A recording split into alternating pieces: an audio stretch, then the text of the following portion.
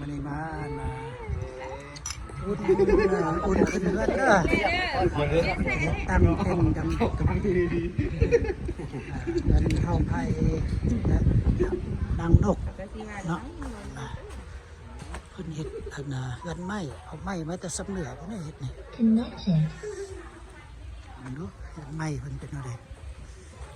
มันยังบ่มีคนเด้อเนาะไม้สิประมาณโอ้มีน้ำตกตาดอีกดูประเด็นโอ้โหมีป่าอีกอ้าวเลี้ยงปลาคำโอ้ไม่นะโอ้รถชันดันเดียพุทธะตัวเจ้าเคยไล่คัดสแลกจะปูนอนเรียบเนาะดูลาแล้วสั้นลมเลยนะมีบาเนาะเฮ็ดเป็นบาได้บาเงินครัวโอ้คักเด็กกระไพ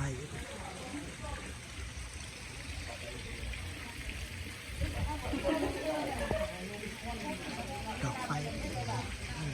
น้องทับคักไปหักต้อนน้อยก็ได้เต็มไตเต็มเอิบเก็บแล้วทีนี้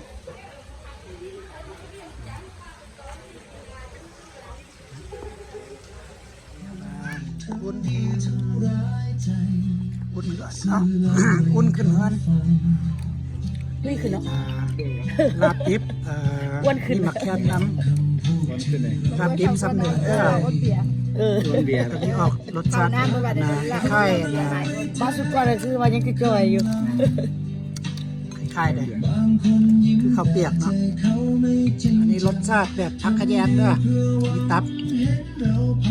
นี่นะไม่อย่างไข่นะพักอย่างก่อนพักแวนเนาะพักแวนแต่ว่านะไข่เนาะ